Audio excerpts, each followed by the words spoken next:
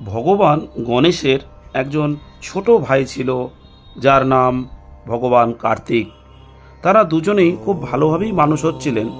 যেমন দুই ভাইয়ের মধ্যে হয়ে থাকে, ঠিক তেমনি কার্তিক ও গণেশের মধ্যেও নানা বিষয়ে মতভেদ, তর্কাতর্কি ও যুদ্ধ হয়ে থাকত।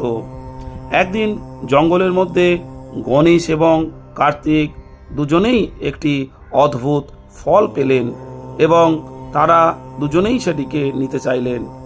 তারা একে অপরকে ফলের ভাগ দিতে নারাজ এবং প্রত্যেকেই সেটিকে নিজের বলে দাবি করতে শুরু করলেন। এই নিয়ে যখন তারা কৈলাস পর্বতে পৌঁছালেন এবং এই বিষয়টি দেবাদিদেব মহাদেব এবং মাতা পার্বতীর কাছে ব্যক্ত করলেন, তখন শিব একটি প্রস্তাব দিলেন। তিনি ফলটিকে চিনতে পারলেন এবং বললেন, এই ফলটি দুর্দান্ত বুদ্ধি এবং অমরত্ব এনে দেবে সেই ব্যক্তিকেই যিনি তা বহন করে এনেছেন, যদি তিনি সেটি ভক্ষণ করেন। কে এই ফলটি খাবেন তার জন্য শিব একটি উপায় বের করেন। তিনি কার্তিক এবং গণেশকে বলেন যে সবার প্রথমে পৃথিবীকে 3 পাক ঘুরে প্রথমে কৈলাসে ফিরে আসবেন, তিনিই হবেন ফলটির প্রাপক। কার্তিক সঙ্গে সঙ্গেই তার বাহন ময়ূরের পিঠে চেপে দ্রুত পৃথিবী পরিক্রমায় বেরিয়ে পড়লেন। গণেশ ছিলেন কার্তিকের থেকে তুলনায় একটু ধীর, আর তার বাহন ইঁদুর, সেও উঠতেও পারে না। গণেশ শিবের প্রস্তাবটি খুব মনোযোগ সহকারে শুনেছিলেন।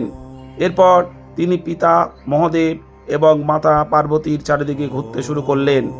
যখন শিব তাকে এর কারণ ব্যাখ্যা করতে বললেন, তখন তার উত্তরে গণেশ বললেন, শিব তাদেরকে তাদের পৃথিবীর চারদিকে ঘুরতে বলেছেন।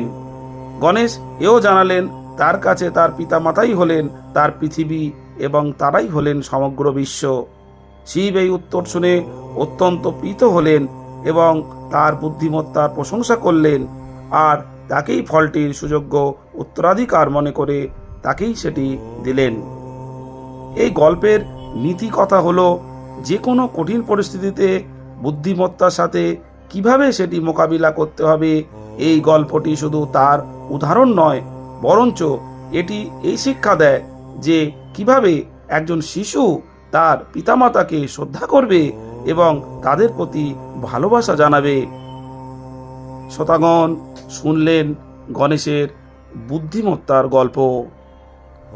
আপনারা পৌরাণিক কাহিনীর বিভিন্ন অজানা গল্প শুনতে এই চ্যানেলটিতে চোখ রাখুন।